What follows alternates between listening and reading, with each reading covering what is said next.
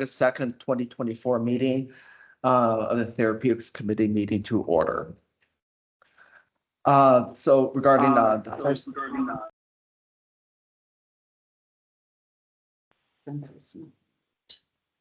That's a 10. Okay, so I'll go ahead and invite comments from OMPP.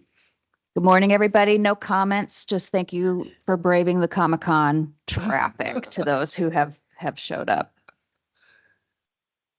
The next item on the agenda is approval of the memoranda from the May 3rd, 2024 meeting of the Therapeutics Committee. The memoranda were distributed to members of the committee. Motion to approve. This is Zach. Okay, I'll second. thank you. Any edits or comments regarding the memoranda? Hearing none, all in favor of approval, say aye. Oh, I guess we have a roll call. Yeah, we have to roll call vote. So Dr. Okay. Scott, Aye. Dr. Krupp, Aye. Mr. Musial, Aye. Dr. Negendink, Aye. Dr. Patel, Aye. and Dr. Weber. Aye. All right, we have all ayes, so that motion will carry. Thank you very much. And then I believe, Dr. Shaw, that takes us to Optum's presentation for our recommendations. Yes. So I will invite Optum, well, I guess Courtney. Oh, Amanda. Had to be virtual today. All right, so we'll start off with our respiratory recommendations. We have no recommended changes in the classes listed here. For the beta-adrenergics and corticosteroids, recommending that Advair Discus, the brand, move to preferred and adding to the brand preferred drug list with its same quantity limit. And then the generic Advair Discus, the fluticasone salmeterol, move to non-preferred and maintain its quantity limit. For the beta agonist short-acting, the albuterol HFA move to non-preferred and maintain its quantity limit. So this will leave the Ventolin HFA in the, I believe it's Ventolin. Yeah. Yes, on the preferred side. Can I ask if we change the screen? I'm in it. I think. Okay, thank you. Sorry. Oh, can you all not see my screen or? We can see it, but where the big view is the camera view and not the presentation. So we're going to ask for help flipping that. Yeah. Okay, sorry, I don't know how to fix that part. I might be able to. Are you sharing this? Who's driving? Amanda? She was Amanda showing. Who's sharing the slides? Amanda. She did it. Disregard.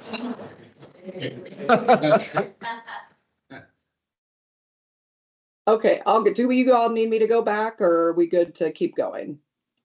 We're good to keep going, I think. Okay. So the Pro Air HFA is no longer manufactured in CMS terms, so recommending removing that. The Pro Air Respiclick moving to non-preferred and maintaining its quantity limit. And then Proventil HFA is also no longer manufactured in CMS terms, so we're recommending removing that. And then again, I already mentioned the Ventolin HFA would be added to the brand preferred brand drug list and maintaining its quantity limit. We have contacted the manufacturer to make sure there's plenty of stock of the Ventolin HFA and that we won't have any concerns or issues with that. They have validated that, and we do know that there are some other states that prefer just the Ventolin HFA only, and they have had no issues with maintaining stock. So we don't have any concerns with switching over to the Ventolin HFA. For the respiratory and allergy biologics, Dupixent maintaining its current status, but updating its PA criteria for eosinophilic esophagitis indication to include a trial and failure for a history of eohilia, which is the budesonide therapy for a 12-week course for those 11 years of age or older, or valid medical justification for use just for that particular indication. And that concludes the respiratory. For the anti-infective recommendations, we had no recommended changes in the classes listed here. For the hepatitis C agents, Vicarapac has finally CMS terms, so we can remove it from the PDL, even though it hasn't been available for a very long time. So we're recommending removing that and removing it from the hepatitis C agents PA. For the ophthalmic antibiotics, azazite solution moving to preferred, and then the neomycin polymyxin B gramacidin solution moving to non-preferred, and then Tobrex ointment moving to preferred. And then we have a couple of removals. Gentac ointment is no longer manufactured in CMS terms, so removing that. And then the levofloxacin solution is no longer participating in the MDRP or the rebate program, so we need to remove that as well. For the ophthalmic antibiotics and corticosteroid combinations, the blephamide SOP is no longer manufactured in CMS terms for the ointment, so removing that from the PDL. Same thing for Pred-G suspension and Pred-G SOP ointment. Removing those as well. For the otic antibiotics, Odaprio is also no longer manufactured in CMS terms, so recommending removing that from the PDL. For the systemic antifungals, the itraconazole solution maintaining its current status, but updating its step therapy to a must have trialed and failed all preferred agents, or must provide medical justification as to why each preferred agent is not appropriate for use. So a perfect example would be the infection's not susceptible to the preferred agents, and it is to the itraconazole. And they must be 12 years of age and under, or unable to swallow the capsules or tablets. Same thing or similar step therapy for the voriconazole suspension, maintaining its current status, but again, updating that it must have trialed and failed all the preferred agents or have medical justification as to why they cannot, and they must be 12 years of age and under or unable to swallow capsules, tablets. For the topical antifungals, this one is an FYI, the Exelderm cream and solution, the brand was removed from the SUPDL as it was no longer manufactured or no longer participating in the MDRP, so we had to immediately remove it. Mycosal AL 1% solution adding to non-preferred, as well as the Mycosal HC gel and liquid adding to non-preferred. And then the saconazole cream and solution removing from the SUPDL as well because it is no longer participating in the MDRP. For the vaginal antimicrobials, just trying to add a couple of agents that have historically been left off here. So for metronidazole tablets, adding to preferred, and then tinidazole tablets, adding to non-preferred with step therapy that they must have trialed and failed metronidazole, or provide medical justification as to why metronidazole is not appropriate. And then Solosec moving to non-preferred, and then Zacchiato moving to preferred with a step therapy of previous trial and failure of a preferred topical antibacterial agent. And that concludes the anti-infectives. For the cardiovascular recommendations, we have no recommended changes in the classes listed here.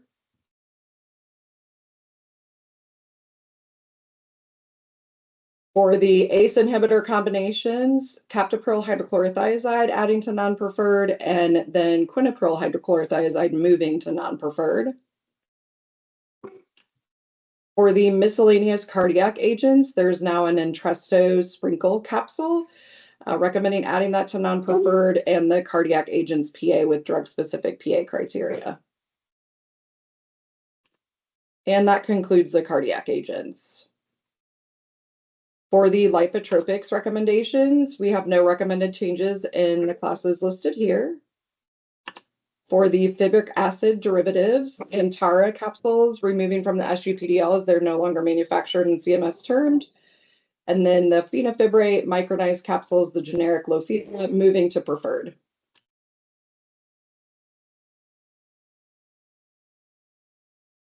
For the lipotropics class for Praluent, maintaining its current status but updating the PA to include an age expansion for heterozygous familial hypercholesterolemia, indication in those 8 years of age and older with their respective quantity limit updates. And that concludes the lipotropics class. For the anti-migraine recommendations, And we do have a few things going on here, so I'll try and make sure everybody stays with me. On the Amavig moving to preferred and updating its PA criteria to align with the preferred CGRP injectables and maintaining its quantity limit. And we do have an update to the preferred injectable agents. So Ajovy maintaining its current status and quantity limit, but updating the PA criteria regarding a trial and failure history to a single agent listed with any of the 4 categories.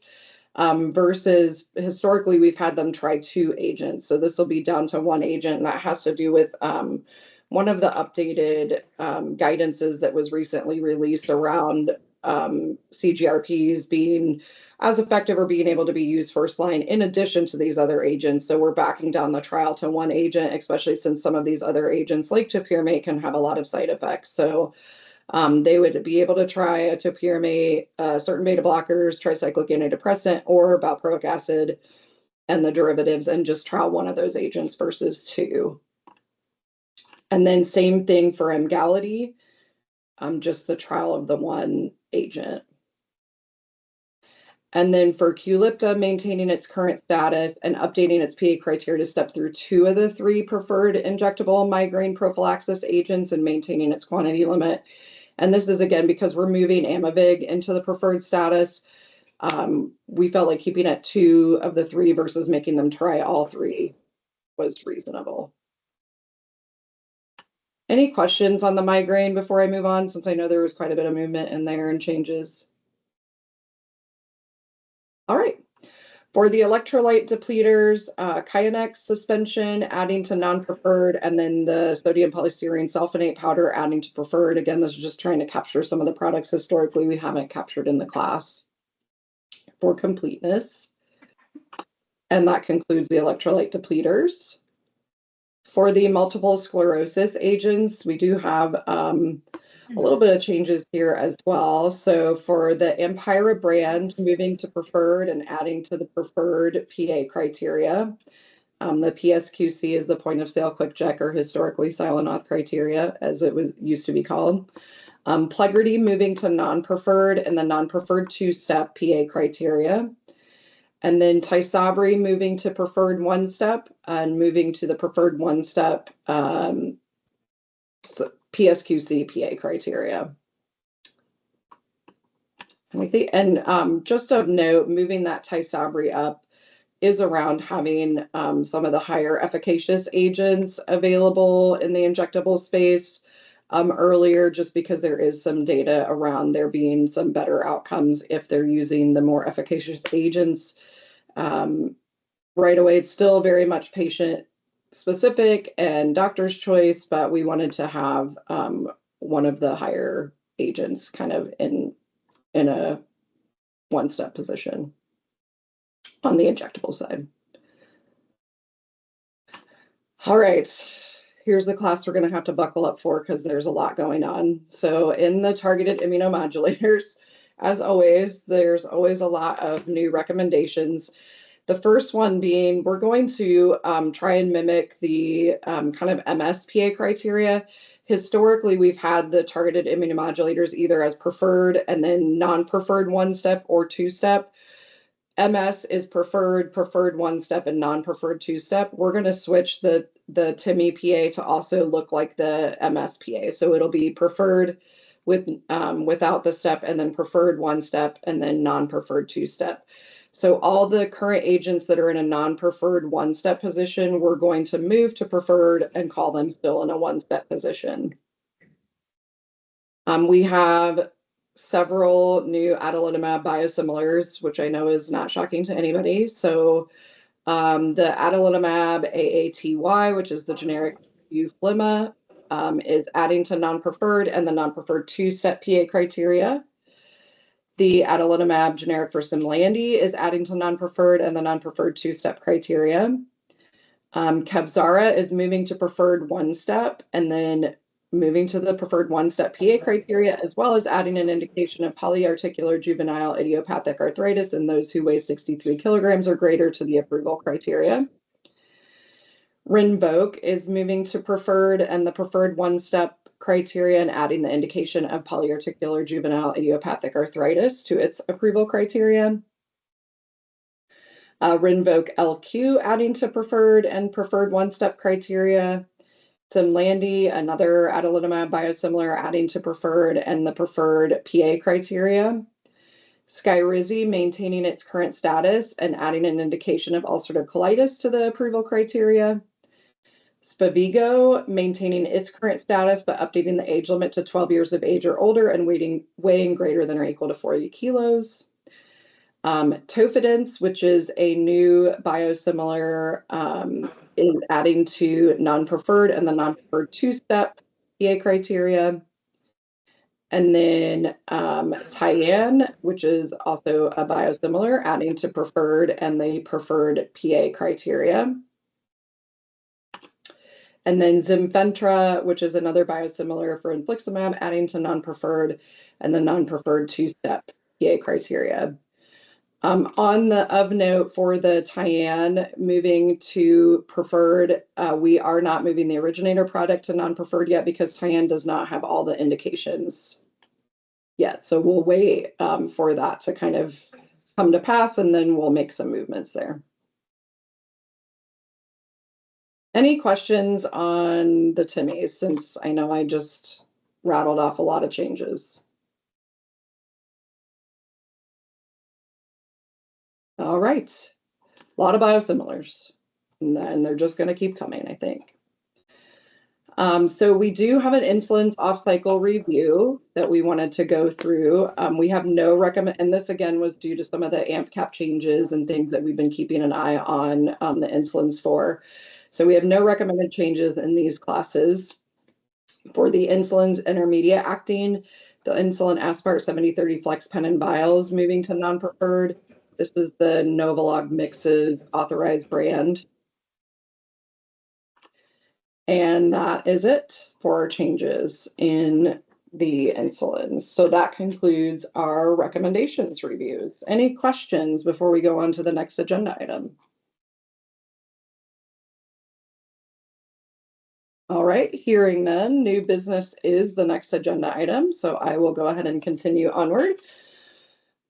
So per some of our other meetings, we're bringing our opioid utilization reporting to you all for review. So this is from June of 2024.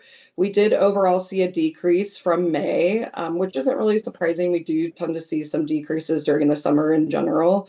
Our utilizers under 18 years have been holding pretty steady in around 4.6 days. So still the under 5 days. This chart here to the right shows you the number of utilizers we have and those that are PA exempt. What I want to point out here is that we now have no utilizers in the 500 or more that are not PA exempt. So we are down to 0 in this group. Everybody else has a PA exemption, and we're now into the lower group. And Courtney, correct me if I'm wrong, but we're at 425 right now, MME, I think. I'm pretty sure that's correct. Yes. Yeah.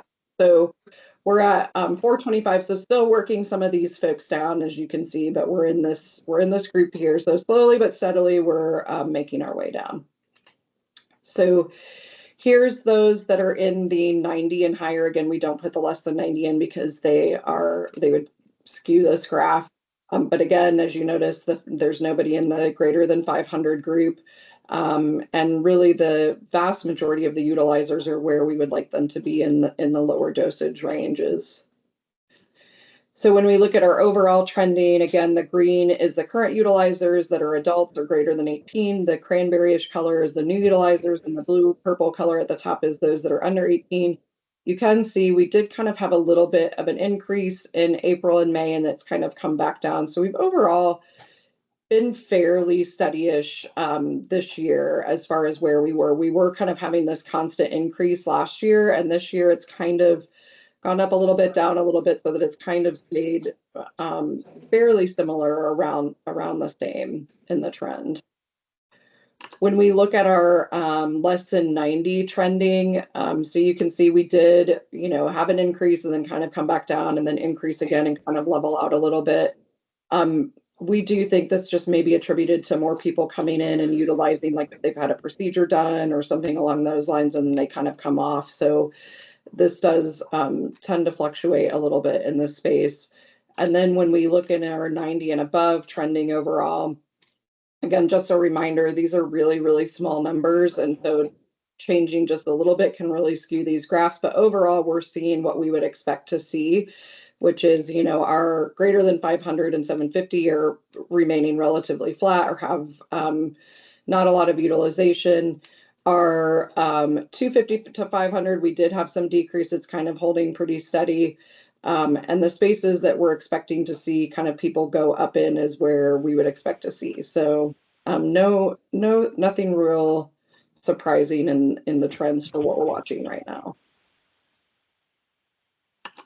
Any questions on the opioid data before I go into public comment?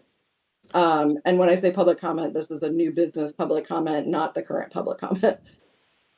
Amanda, this is John. I just wanted to correct for the record. We're currently at 450. We're moving to 425 in October. So Thank you. Thank you.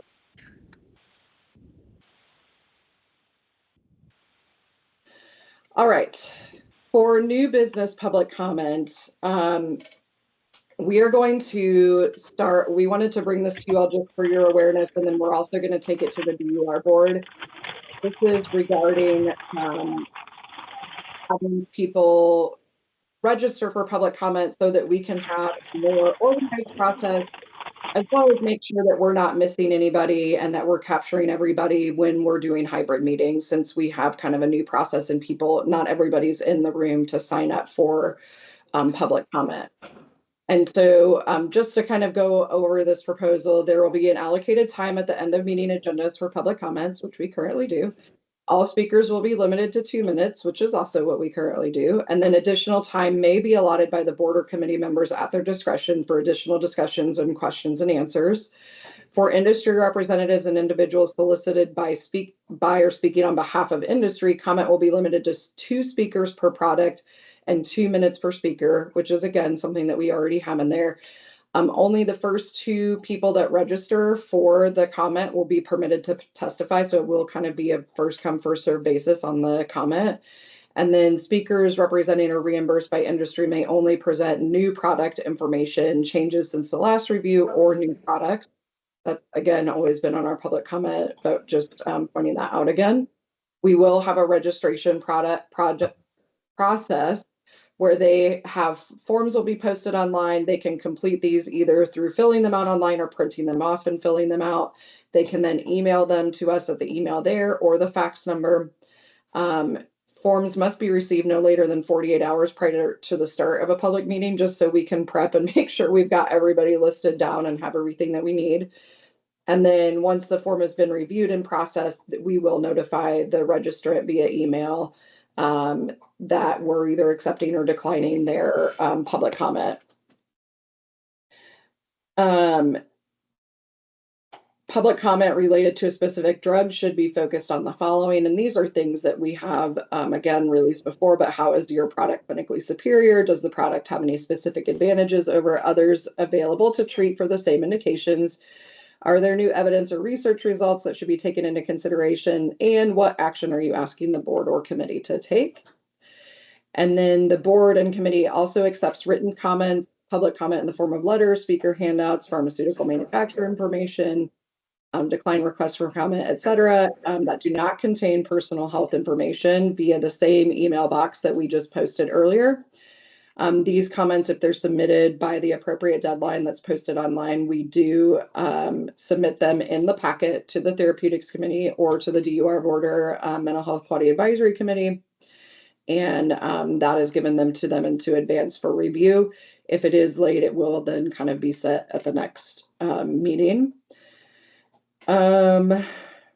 Public comment will be presented as described above. The chat function of Microsoft Teams utilized in hybrid meeting is not intended for nor will it be utilized to record public comment and record it in the minutes, which is what we've been doing thus far. This is what the form looks out. This is the printable version, but there is also a fillable version. So it's just asking for their name, occupation, email, phone, the organization they're representing, the date of the meeting, their topic of discussion, and is this new information to be shared? And then letting us know if they're being compensated for speaking or not, which is something that we have on our sign up in the room. and their signature, and then it gives them the directions to send this in. This is fairly consistent with what some other states are doing for public comment. They have people register and sign up in advance of the meeting as well, just so that there, again, is a more organized process. They have everybody laid out. They don't miss anybody, especially as we've moved to virtual and hybrid meetings over time where you don't have a sign up kind of readily available for them. Any questions on that, on the new policy? No questions. I just appreciate this. I think it's going to be very helpful for consistency and efficiency. So thank you for putting this together. Thank you. And going forward, just so you know, Dr. Shaw, we will have a slide that we will put, and everybody else for that matter, we will have a slide that we put up that will list kind of everybody's name of who's putting public comment and kind of the order they registered, as well as like the drug they're covering. So we have kind of, we know what's going to be coming our way when we, as we go through the comments. Any other questions or comments? And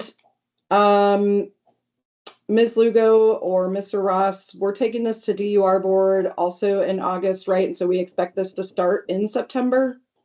Yes. October. October? Yes. Okay, so this will begin in October, so it will begin for your November meeting. All right, I believe that's all the new business I have to present. Does the committee have any new business they wish to discuss? I think that's a no. So that takes us then to public comment, but I will defer to who has signed up in the room first, and then we will go to online. So do we have public comment in the room? We do. Okay. We have Neelish Ned Carney.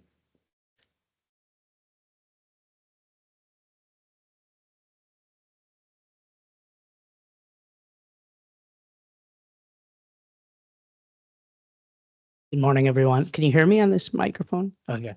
I signed up for the first one, but in light of what was discussed, you guys covered the new indications and new dosage formulation. I'm going to just give back time respectfully and just thank you for giving us the opportunity to talk about it. I prepared, but no, I'll hold back on that. Thanks. All right, but I will do the second one if that's okay, Dr. Shah. Yes.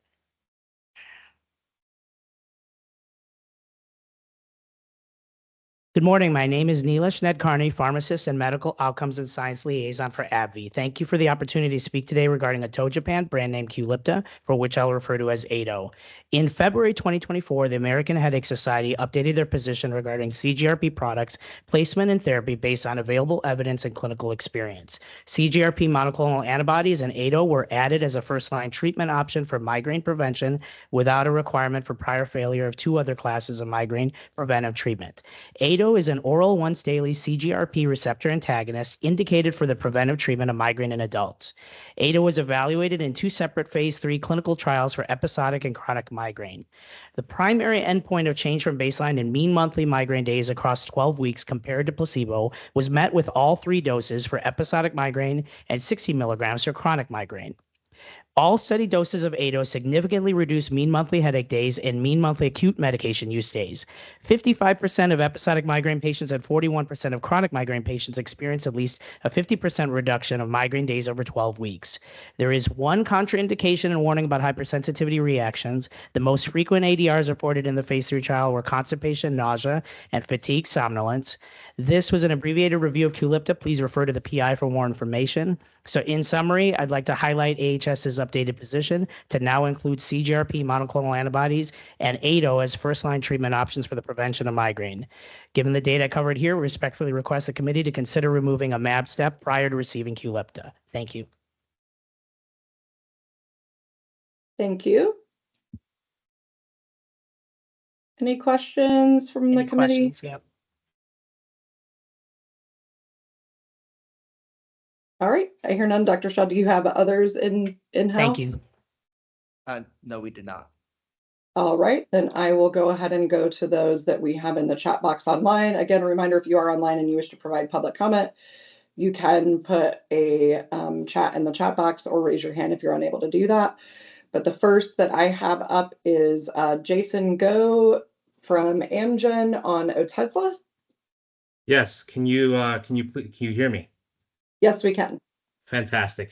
Well, good morning, everyone. My name is Dr. Jason Go. I'm a senior medical science liaison with Amgen Medical Affairs, and I'm here to provide the committee with clinical updates to Otezla in support of Amgen's request that the committee deem Otezla as a preferred drug on the state PDL. Again, Otezla or apremilast is a small molecule drug that inhibits the activity of phosphodiesterase 4 inside cells. It's indicated for the treatment of adult patients with all severities of plaque psoriasis who are candidates for phototherapy or systemic therapy, adult patients with active psoriatic arthritis, and oral ulcers associated with Behçet's disease. Within the past year, Otezla received an FDA-approved new indication with data on pediatric patients with moderate to severe plaque psoriasis weighing at least 20 kg. The data included favorable results from the SPROUT trial, which was again a phase 3 multi-centered randomizable blinded placebo-controlled study that evaluated the safety and efficacy of Otezla over 16 weeks in patients aged 6 to 17 years of age with moderate to severe plaque psoriasis.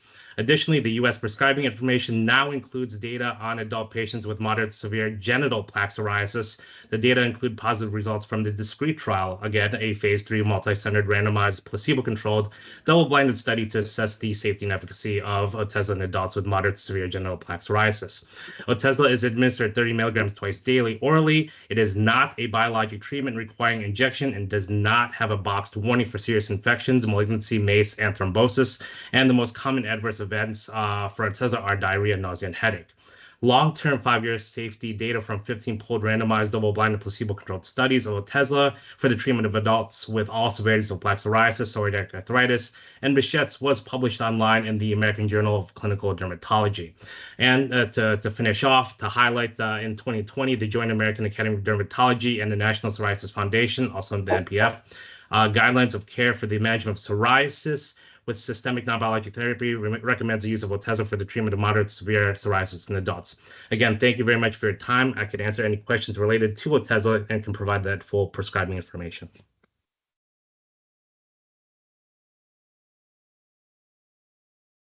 Thank you. Any questions for Dr. Go?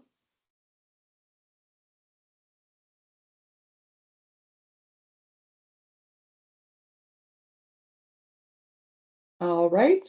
Thank you so much.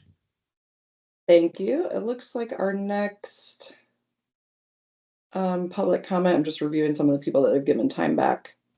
It looks like Shirley Quach for Novartis for Leqvio. Hi, can you hear me okay? Yes, we can. Great. Well, good morning. My name is Shirley Quach, and I am a value evidence lead at Novartis.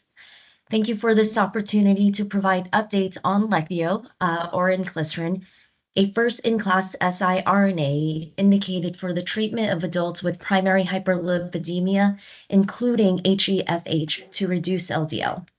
Orion 8 is a phase 3 open-label extension of the pivotal trials in Orion 3. In the study, it demonstrated that with twice-yearly dosing after a dose at day 0 and day 90, Leqvio, in addition to statin therapy, provided consistent LDL reduction beyond 6 years in patients with ASCVD, increased risk of ASCVD, or HeFH. V-Initiate is a 12-month phase 3b open-label study evaluating the effectiveness of adding Leqvio earlier following a patient's failure to reach LDL goal on maximally tolerated statin therapy compared to the usual care arm.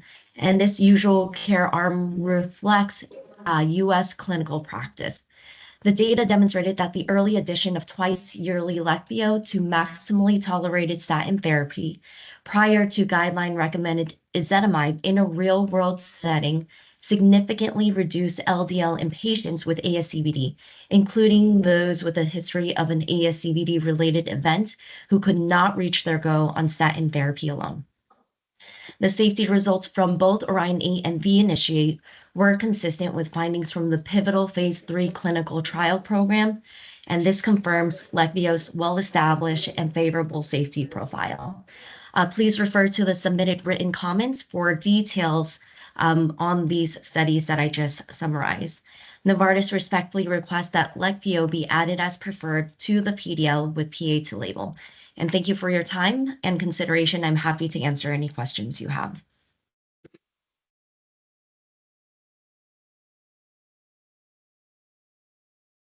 Any questions? All right, thank you very much. Thank you. It looks like from what I see, then there's no other public comment. Everybody else yielded their time back. So is anybody else wishing to provide public comment at this time? Again, you can send a message in the chat box or raise your hand before we move on to other business.